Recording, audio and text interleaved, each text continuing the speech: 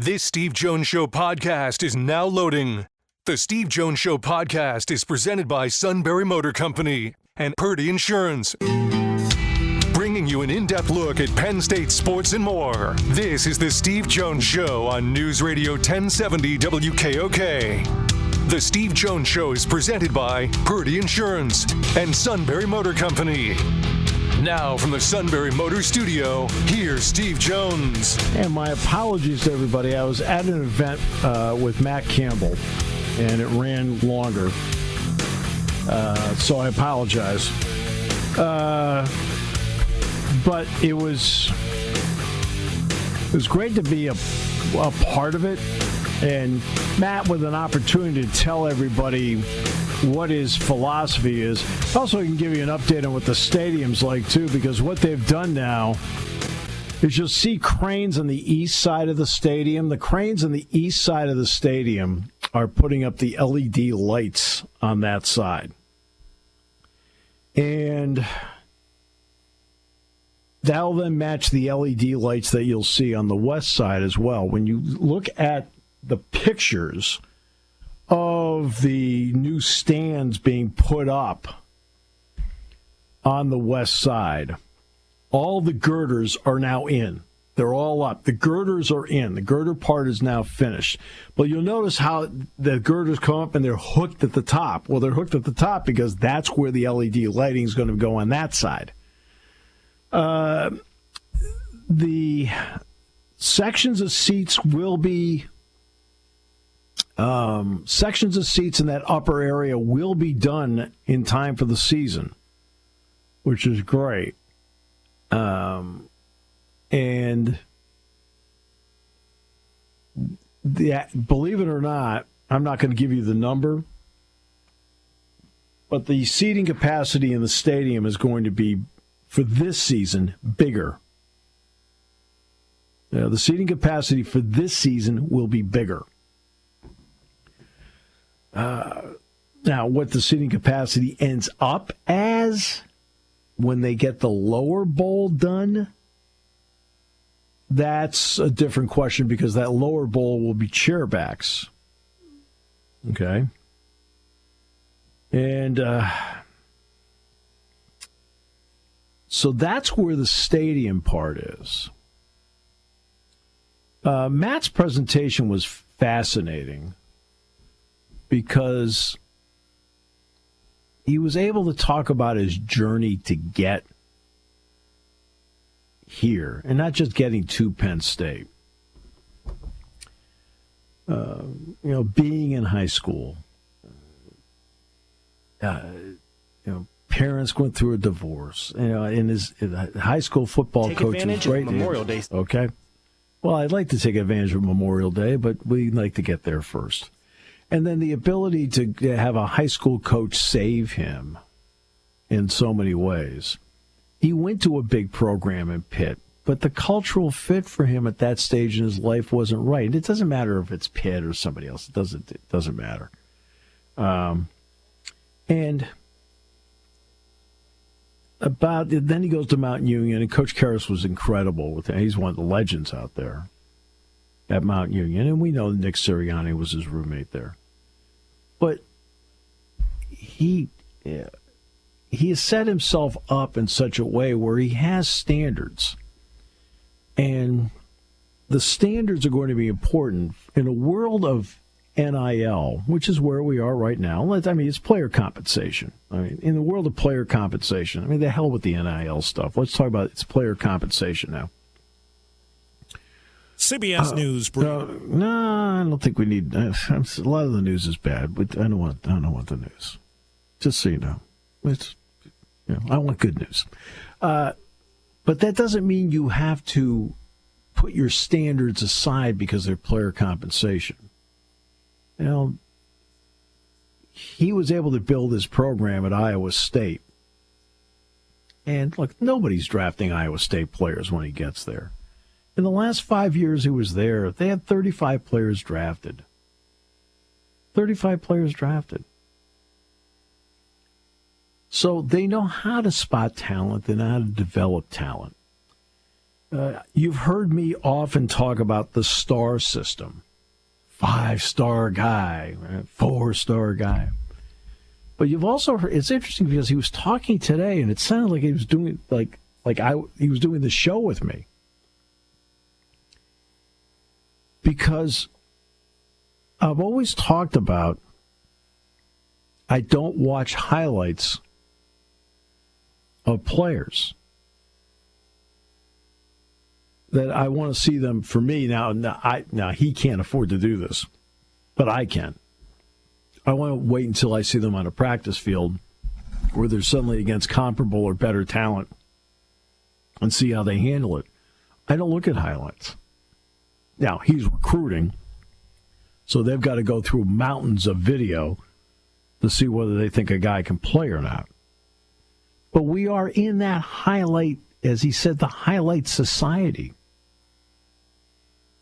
It's not ESPN's fault, as I've said a million times, that because that's their job. Is to, they can't give you, they'll give you a full game. Nobody carries more full games than ESPN does. But when they get to SportsCenter, it's about highlights. Hey, top 10 plays of the day. Hey, our guy made number 3. He had this incredible slam dunk. He made this one-handed catch. And this is where that people will show you their highlights. That's why I don't watch highlights. It doesn't tell me anything. When I watch somebody said, "Well, why don't you watch a highlight tape?" I said, "Well, where's the last time a guy missed a 3-point shot? When's the last time the guy turned the ball over? When's the last time he threw an interception? When's the last time he was trying to rush the quarterback, got pancaked?" Every single play is, "You're great." That's why they're called highlights. So I don't look at highlights of players. I don't. Now, I'll look at scout tapes to get ready for a game, but that's current stuff, and I just want to see, like, for example, in basketball, like, okay, he's a 3-point shooter, he can drive to the bucket, but, like, a little subtle thing I'll look for, is he left-handed or right-handed? Right? That's what I try to do when I do this stuff. Right? All right. Speaking of a highlight society, his teams have had, since the month turned May, no highlights. Flyers didn't win a game, Sixers didn't win a game, and the Yankees, I don't think, have won a game in May either. The biggest highlight so far is the bunt single and T-ball by his son Mark. Yeah, that does about sum it up so far, Steve Jones. Just like the weather, how it's been, although today's a nice day, but the weather hasn't been great either to start this month of May. No, it is not, but it's about to get better. All right. So, your teams right now are bad, and that always makes it a far more entertaining segment. Well, let's start with the Flyers and the Sixers, because what the Flyers did, obviously, was a bonus to what the season expectations were, as we talked about. Had that 3.9% chance of making the playoffs. They get in. They beat the Penguins the way they did, and then obviously things didn't go well against the Hurricanes. But everybody had pretty low expectations, including myself, on this series. But then you saw after how they lost Game 4, especially in the fashion that they lost it. Immediately right away, standing ovation, the Let's Go Flyers chants, the team salutes the fans, the whole 9 yards, and everything all the reaction from the players that you heard, and then seeing a full-page letter on social media from Danny Briere, from Keith Jones, from Rick Tocchet about how much that meant to him. See, that's how you run a franchise. Unlike the team that they share the arena with, when the Sixers, who are a disgrace of a franchise, who have absolutely gone nowhere and were a complete embarrassment this whole week, and basically, once again, let Xfinity Mobile Arena become Madison Square Garden number 2 down the I-95. So we've got two different ends of the spectrum here, no pun intended, from the old venue of both these teams. But that's just the way things are right now. The Flyers have a bright, bright future. This franchise has kind of been reborn a little bit with the fan base and with the Philadelphia sports whole landscape, and it's just wonderful. And you've got some guys that you can build around. Maybe the team's finally going to start getting aggressive again. Meanwhile, with the Sixers, I don't know where to start because that's how big the mess is. Well, I said yesterday on the show so that there has to be a realization.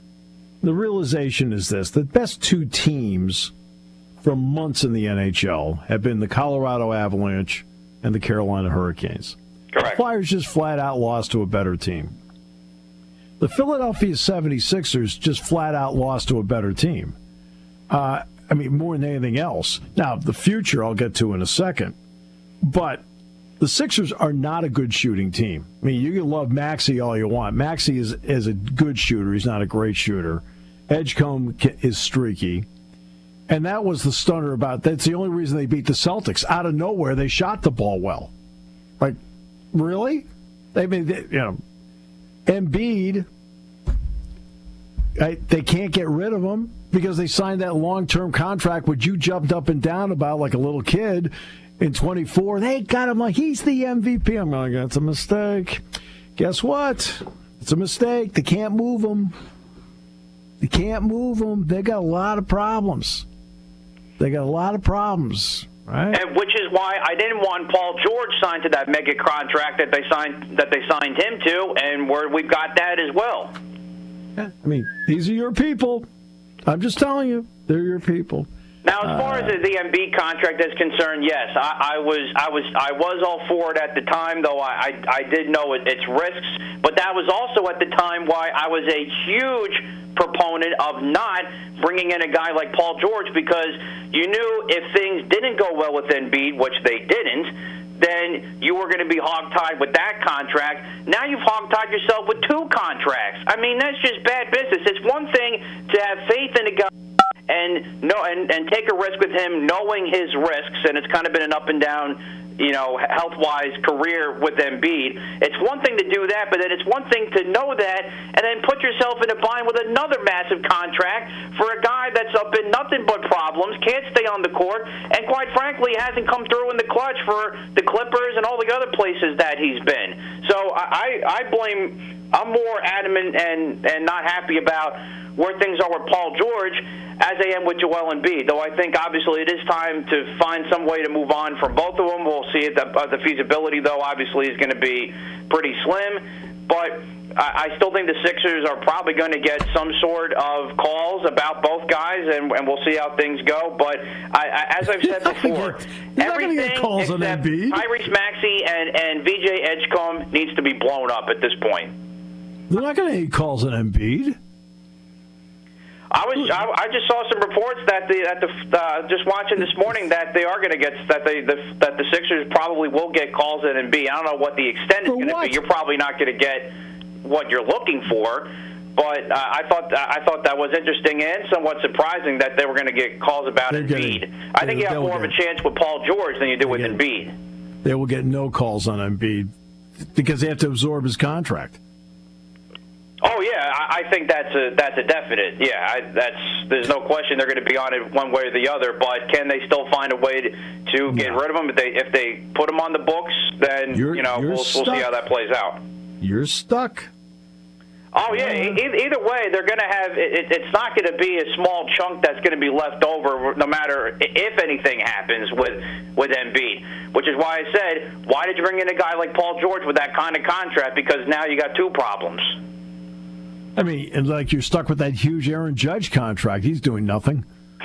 At least with him, there's some sort of promise. With Embiid, we got nothing now at this point. We got one MVP season out of him, and that's about it. At least you made it to the championship round with Aaron Judge once before Embiid even sniffed the conference championship series or finals. So again, Robbie Thompson managed in as many World Series as Aaron Boone.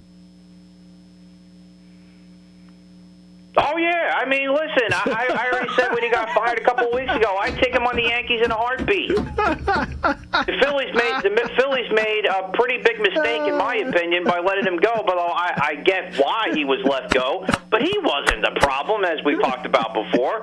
So yeah, I would love for the Yankees to bring him in some way, shape, or form. If things don't go to plan this year for the Yankees, and Rob Thompson still is out there and wants to manage, and he ends up not taking some sort of senior advisor role with the Phillies, which I know there's some rumors and reports out there, then yeah, I'd love to have him back, because Robbie Thompson is my kind of manager, because he, of course, was under Joe Girardi. He went with him to Philly, and then when Joe Girardi got fired, he took over the reins, and the rest is history from his 4 years. So yeah, I'd love to have him back with pinstripes. You had a no-hitter for a period of time last night. Lost that game. Oh, I know. Well, here's the thing now with the Yankees going forward. If they are really, truly, if there's really an urgency amongst the clubhouse, amongst the front office, I don't know where all of a sudden this urgency even came from, if there is, after the abysmal offseason that they had of doing next to nothing, then prove it to me at the trade deadline, because guess what? You need one or two more bullpen arms and more arms in general, and I probably think you can probably use another good bat to provide depth to the lineup. So if there truly is urgency in this organization to try to turn things around, like we've seen with some of the moves already with some of the young guys, including Anthony Volpe, then prove it to me at the trade deadline. Be the New York Yankees at the trade deadline. Throw your money out at guys that are going to be the top trade targets, pitching, hitting, all the above, especially pitching, and go bring them in here and show me that you're actually going to try to compete for a championship again. This segment is being brought to you by our good friends at West Rock Company, one of the top manufacturers of paper bags in the country. All right, so just breathe, exhale, inhale. I mean, Tampa Bay's better than your team. Yeah, they've always been a thorn in the Yankee side the last couple of years. And I thought they'd be a better team this year. And, of course, it's the two of them neck and neck, not only for the East, but for the American League in general. Neck and neck. The American League stinks out loud right now. Yeah, Tampa Bay's past them. It's not neck and neck. I mean, geez, that's like saying Secretariat was close to sham. Oh, yeah, actually, they are past him. You're right. Yes, they are past him right now. With the Yankees losing, 4 or 5 in a row now again. So, I'm you're right. aware of it. Come on. Pay attention to the game. What's going on? Jeez. I'm sorry. I was too into the Flyers, and mostly the Flyers, and somewhat with the Sixers. So, yeah. And here's the thing with the Sixers, too. I'm officially done being reeled in and then being kicked in the rear end with stuff, everything that happened with Joel Embiid with this series with the Knicks. So until this team either shows me they can be a contender or Josh Harris sells the team, I'm done. Even if they get back in the playoffs next year, I'm done, which I don't see happening at this point. And even that, I watched it with a thoroughly cautious optimism because I knew something was going to come up, and of course it did with Embiid missing Game 2 of the series, and then things obviously completely fallen off the rails since then and being a complete embarrassment in those final 2 home games. And I'm also glad, too, that it seems to be more and more people in Philadelphia are calling for Josh Harris to sell the team. Where has this been for the last couple of seasons? Do you ever think that an owner sits there and when the fans call him for him to sell the team, they go, oh, maybe I ought to sell the team? Maybe not right away, but I mean, look at Dan Snyder now. Dan Snyder's a whole other, I guess that's comparing apples and oranges a little bit. But I think it wears on you the fact that maybe this isn't working for me from all aspects, and it's time for me to move on. So I'm not saying it's going to happen this summer. I definitely don't think it's going to happen this off season. But maybe a couple of years down the road it will. Until then, I'm out. Does he know you're out? I mean, he knows. He's heard from me, I'm sure, many times. Or maybe, or is he still too busy with his football team down in Washington? They drafted Katron Allen. I thought that was a good move. Actually, I thought they had a decent draft. I really do think. But either way, guess what? He's going to have visiting fans invading and taking over his stadium for the next couple of years, even when they eventually make a new big fancy stadium back in D.C. Hey, that's not obviously that's not this is a thing fault. for him. That's not his fault. It's the Sixers fans' fault. They sold the tickets. Because the franchise has given them nothing to cheer about. I'm not telling you one thing. I'm not spending a one viola of my money on this guy and the way this team is right now. Because the fans have been giving nothing from this franchise to want to go there and see a game. If somebody gave me tickets for Game 4 for that game, I almost could have told you that was going to happen. That this team was going to phone it in, and then I'd be out. It was 17-6, and I already knew the game was over on Game 4 on Sunday. If you don't give anybody anything to cheer about, that's what happens. Same thing happens in New York. They should know that firsthand because of their incompetent front office that they've had for years. How quickly they forget in Nickland, the Giants, the Jets, how bad they've been the last couple of years. They couldn't fill MetLife Stadium, and Eagle fans have invaded that stadium for a long time. So spare me the argument that the Phillies are a sports town anymore either. I mean, that's just ridiculous, troll-worthy stuff that to get clicks out there that drives me crazy. Don't want you to be giving any of those people attention. Josh Hart, nitwit that he is, whatever. It's all ridiculous. Give me something to cheer about, and I'll show up. Until then, I'm out. And that's what's going to happen. So do something about it, Josh Harris, or get out. But you're also cheap. I'll tell you one thing. I'll spend my money now on Flyers tickets going forward. I'll still be in Xfinity Mobile Arena as I was in March, but I'm going to be for the orange and black. I'm done for the basketball team. So how is T-ball season going, and have you kept your temper? Well, it's funny. Lisa thought I did get a little loud yesterday because Mark had probably his best hit of the season. First pitch he saw, he had a legit hit. It was a nice hard ground ball past the couple of kids playing third and short. So I was very fired up about that. So I think that kind of maybe set the tone a little bit. She thought I was a little loud, but I'm not yelling at the coaches. I'm not yelling at the other kids. I'm just focusing on my kid to make sure he's paying attention, he knows what he's doing, and he's learning the game. But he had a 2-for-3 day yesterday at the plate. According to my standards of the way I've been taking T-ball stats. You keep T-ball stats? Only batting average. Because that's telling me how well he's making contact with the ball. It's all about learning about making contact. I'm not doing anything else. It's just batting average. And so far, I haven't added it up yet, but let's see. Game 1, he was 2-for-3. Game 2, he was 1-for-2. Game 3, he was 3-for-3. Yesterday, he was 2-for-3. So that's at least above 500 if I've got it right. Yeah, that's great. This is the equivalent. To me, this is the equivalent when the suit keeps Chutter stats. It's all about. It's telling me how is he doing making contact? So then I can take that information and try to apply it to work on it with him in the backyard for the next game. That's what we're all about here. I'm using it as a teaching tool, not for my own personal antics or cheering ability. There's a method to my madness here. Oh, I admit it is madness. I mean, really. Come on. He keeps T-ball stats. Just batting average. I'm not worried about errors. I'm not worried about RBIs. Plus, first of all, it's impossible to even keep RBIs, even if you wanted to. Runs scored, all that stuff. Extra base hits. There really are no extra base hits. So it's all about batting average. Are you making contact? And then using it as a teaching tool.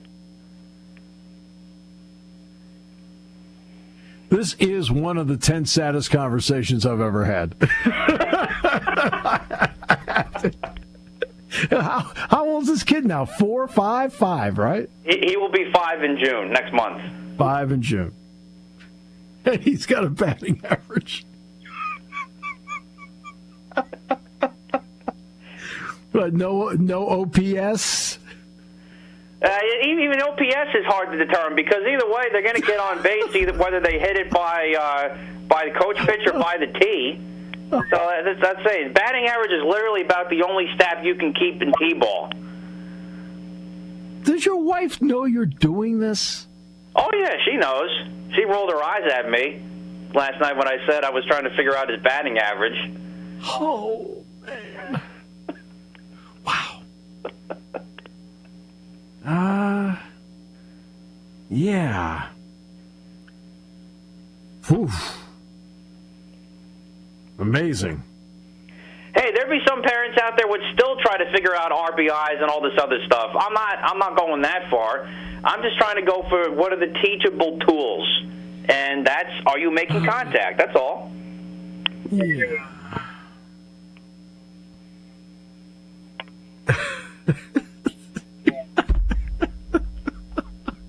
He's 4 years old. There's another parent out there that's keeping track of how many outs they make. I'm not even worried about that. I'm more worried about the hitting than I am with the fielding right now, because even that's called kind of gravy. Gravy. For right now, at least. That doesn't mean we're not going to continue to work on those skills, but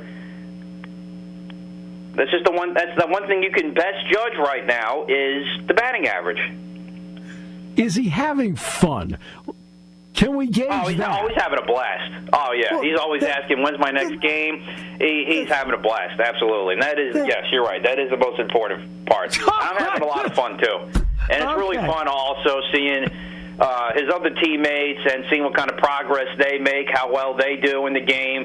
I mean, I'm giving the same amount of cheering if somebody makes a nice play, somebody has a nice hit. Oh, yeah, it's fun. I really am enjoying this thoroughly.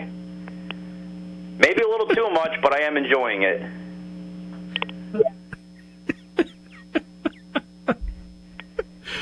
Oh, God. 20 years from now when he's in the majors, you're begging him for tickets. And he says, you used to keep my batting average when I was a kid. I felt all this bad pressure. Hey, if he made it to the majors with me doing stats, I think he'll be thanking me. Mom was so good to me. She was so nice. She just let me be me. There you are. Now, Luke, your oldest, has no interest in playing, right?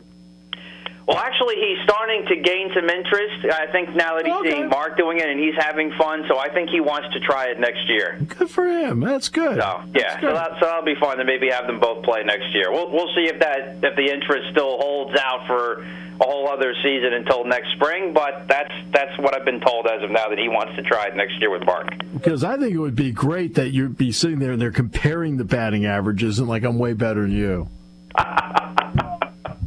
Again, I would stress the emphasis that this is just for Daddy as a teaching tool.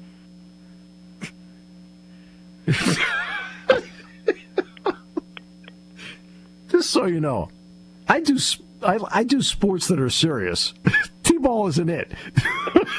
I do sports that are serious too, but okay. You know, it all starts with somewhere. It starts at the youth level. Okay. When Jim Caldwell and Jim was eventually became the head coach of the Indianapolis Colts, and the whole thing led him to the Super Bowl, right? Okay. Jim Caldwell and I would sit out at Lamont Elementary School, right? And the two of us would just sit there and talk about kids and talk about maybe a little football, whatever. And that's all we did. Neither one of us kept a batting average. I had a feeling that's where that conversation was going. But that's okay. Hey, for some odd reason, for people heavily involved in sports, we kind of understood it was fun. All right, so. Well, next time you're on next week, if you could update us on what is the current batting average, by the way? I still got to add it up real quick. It's definitely above 500. I can tell you that. But I still have to add it up. But like I said, he was 2 for 3 in game 1, 1 for 2 in game 2, 3 for 3 game 3, 2 for 3 last night.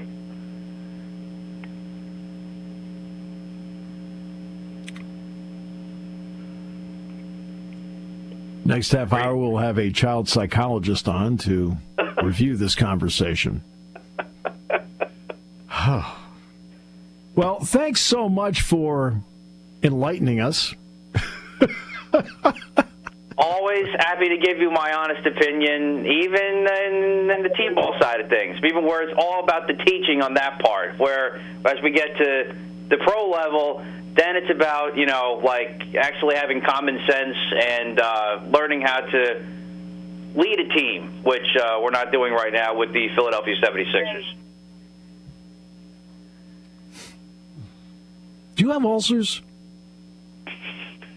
That's a good question. I mean, I told you the Motrin story after the Eagles lost the NFC Championship game to Tampa Bay in 2003. Yes. That's pretty much been it, as close to that as I've come. Have a great day, my friend. A great week. Sounds good. I'll talk to you guys next week.